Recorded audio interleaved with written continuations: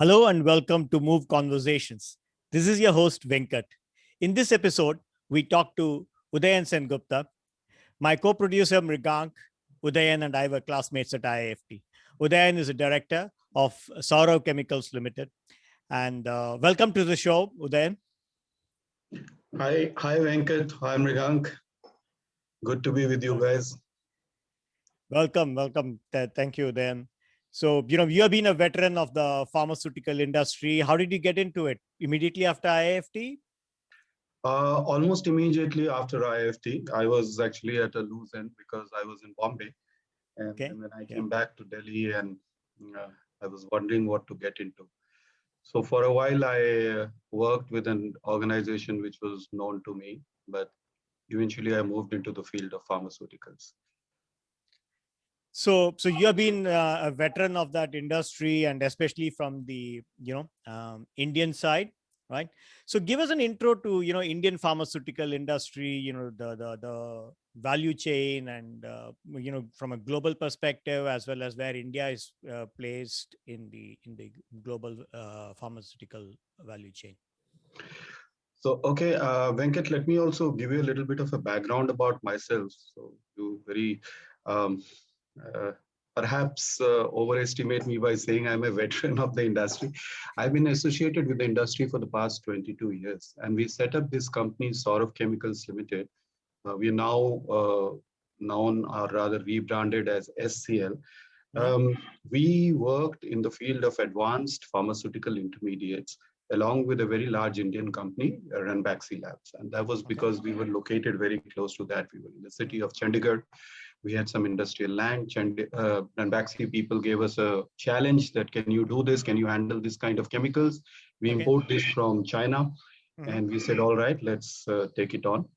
And we did that. And Mhm. as we went along, the relationship with them and certain other Indian pharma giants also came about. We were increasingly challenged by many of them whether we could do more intermediates. And Okay. that's our journey. And we started in 1994, and then Mhm. by 2004, we had set up our second manufacturing unit also. So today we actually manufacture both intermediates as well as APIs. Mhm. APIs, perhaps you are familiar, is active pharmaceutical ingredients. Now, this is what is the main drug element inside any medicine that you pick up from a hospital or a clinic or a pharmacy. Right.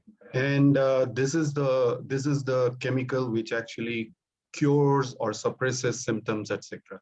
So we got into this pretty early on, and we have been now exporting for last since 2006 we started exports. So it's almost like 15 years of exports. So Just for the today, just for the people who are like a bit uninitiated, would you say that it is like paracetamol and Panadol, penicillin and whatever brands of antibiotic that they may be getting?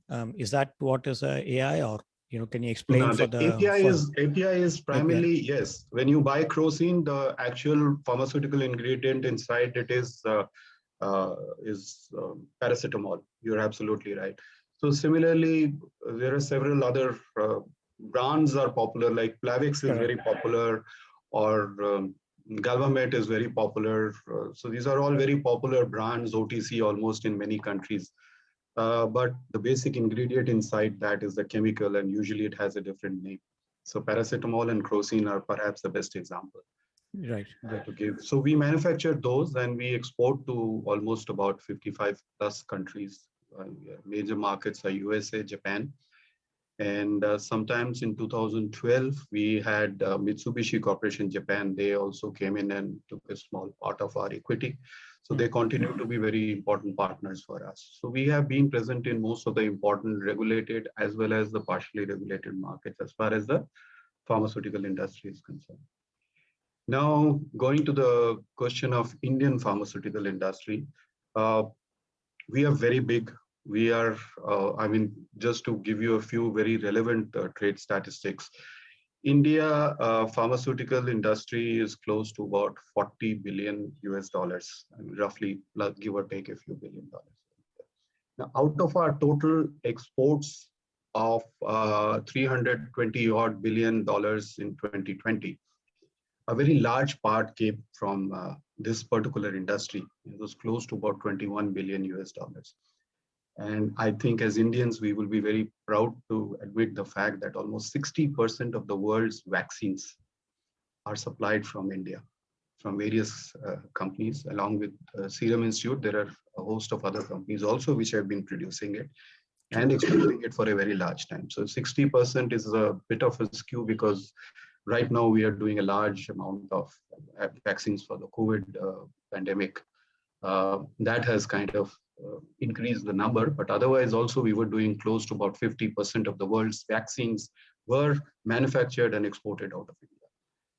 40% of the US generics market is catered to by India, and that is big. That is really big and something to be proud of.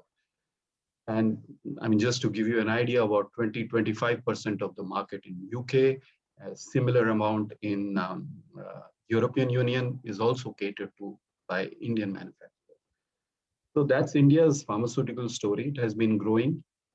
There are a couple of people, I think the Indian pharmaceutical industry needs to admit and acknowledge as the people who were the pioneers in this field. One is, of course, Dr. Ranji Reddy, and the other was Dr. Parminder Singh. So they are the ones who actually started India on this journey of exports. They are the ones who created India as a big base for reverse engineering.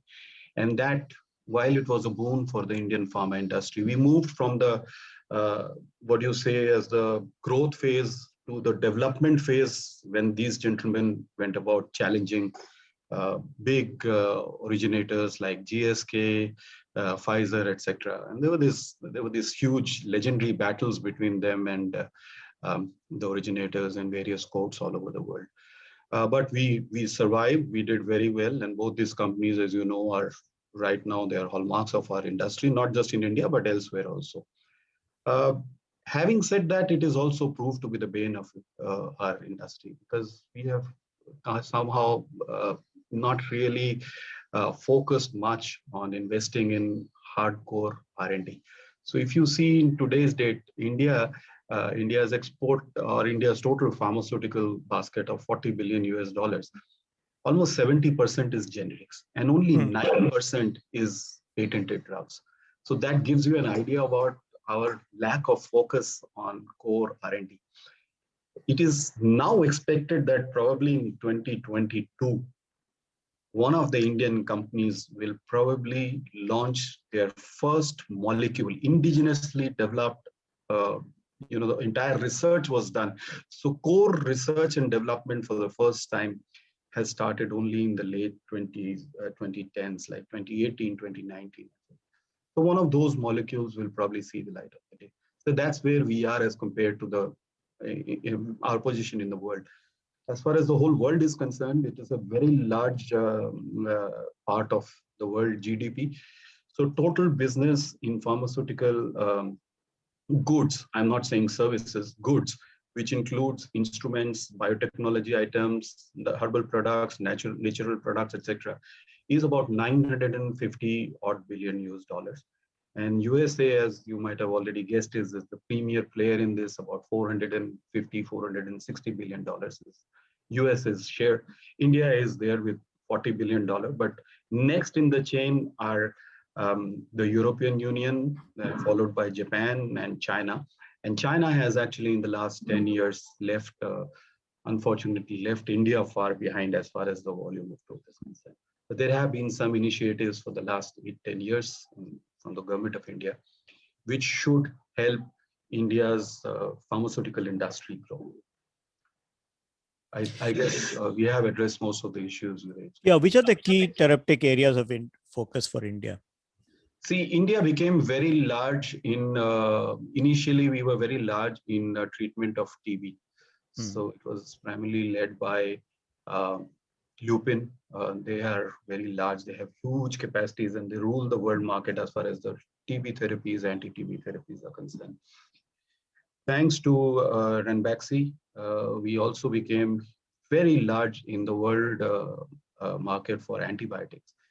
especially cephalosporins, carbapenems. Now, these are various kinds of antibiotics which are based on ingredients like penicillin, etc. So these are typically, you will find that there are different generations of these drugs. So there is generation 1 of cephalosporins, generation 2, generation 3, generation 4. Right now we are hovering around generation 5 and 6.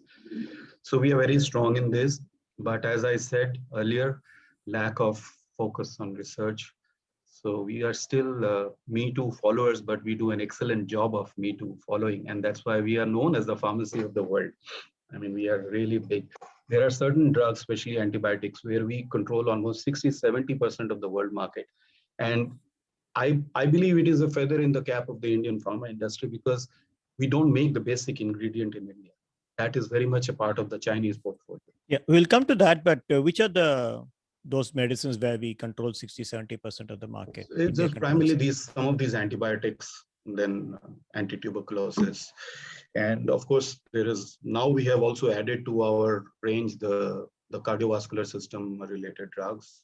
We are very large in the world's largest selling cardiovascular drugs. There are 2 of them. One is a cholesterol reducer, which is a statin drug, in which India has a very huge capacity, including we have managed to mitigate the raw material aspect also. And the other one is a product called Plavix, which is a blood thinner, which is clopidogrel. There again, India has very huge capacities. In my own company, for example, we manufacture almost 60 metric tons of it. Probably it is the largest capacity in the world, at least in this particular salt. There are people who are making very large. It's a Pfizer molecule, but we are very large in an alternate salt of the same molecule. So which are the others that you produce in your company?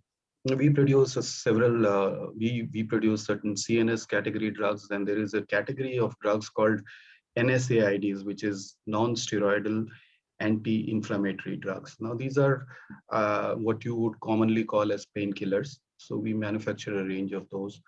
Then we manufacture certain products, like I said, in the CNS. CNS is the central nervous system affected diseases. So drugs for that. So we manufacture some of those. Like we manufacture a product called pregabalin, which is given for diabetic neuropathy, neuropathological pain. It's also as a treatment side effect for migraine, etc. It is given as a treatment for that. You mentioned a Pfizer molecule, and you have an alternative for that. So can you explain the patent scenario, between, Indian patent for drug patents versus the others? What are the key points of difference? So Indian drugs as such, like I said, we rarely have any patents. What we specialized was tweaking the process of manufacturing the drug and then quickly filing a patent, which was almost in all cases challenged by the originators. And therefore, all the companies who went ahead with tweaking the processes had to be armed with a very good team of lawyers who could challenge or counter-challenge the originator, because the originator would throw this book at them saying that this is our original process, this is why it is good, A, B, C, D, and then the Indian lawyers. And I think you're familiar with the Indian lawyers. They're very sharp guys. And also in terms of chemistry and process chemistry, we are excellent. I would not hesitate in saying that even today in United States of America or in Europe, wherever there is good quality research going on, you will definitely find Indian scientists there. So Indian scientists are very good as far as the chemistry part, the process part is concerned. Coming back to the subject of patents, we are very weak in actually doing any original patent related work. We are getting there. There is a lot of focus coming on that, but we are a little behind. So a lot of catching up to do on that. What these companies, the multinational companies typically do is, there are some stages of drug development. So first there is drug discovery. So there's a huge number of molecules from which they do some research, etc. Then they come to a certain number of molecules which they take up for development. And during the development process, they also start doing clinical testing. They do in vitro studies, in vivo studies, they do geriatric studies, toxicology studies, animal studies, etc., etc. And after that, they screen out of those molecules certain molecules. So this process is very long drawn and involves a lot of money, a lot of effort, a lot of resources. And costs upwards of one billion US dollar to get just one drug out. I mean, that's a ballpark figure. Nowadays, it is even more. Although the development period has shortened because of availability of better tools, but the clinical trials, the stringency of the trials, the recording of the trial findings have become more stringent. So it takes longer. So it's upwards of $1 billion. So Indian companies usually have not been able to divert that kind of funds or deploy that kind of funds for R&D. But I guess we are slowly getting there. Help me understand this better. Maybe it's my misunderstanding. Is it that India has process patent and other countries, did other developed countries have product patents in pharma? Is that a correct understanding? Is that yeah? That is the correct understanding. That is how it used to be. Correct. But afterwards, after India became a signatory to WTO, TRIPS and TRIMS and yeah, WTO, after that there was most of the pharma products, most of the pharma drugs were covered under what is known as the product patent. So irrespective of what you did, however you tweaked, so only products which had been registered or had received patents before that. So sometimes around 2005, I think, became applicable, although we signed the agreement in 2001. So after that, it has just been a game of wait, watch. So most Indian companies follow this path that if a patent is going off for a product in 2025, so they will have developed the product by 2020 or something, do the development work, do the stability studies, do the clinical work, etc., and keep it ready for on the date that the patent will go off.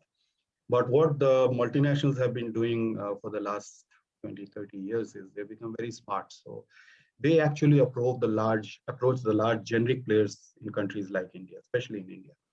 And they tell them that, listen, guys, that rather than fighting it out or battling it out, why don't you manufacture it for us? We will give you a patent.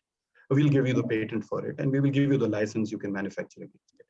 So those kind of arrangements have started coming out. Before that, it was a kind of a battle between them and us, because what they used to do was just 6 months before the patent would be expiring, they would say that, oh, this is now also applicable for geriatric applications or for pediatric applications.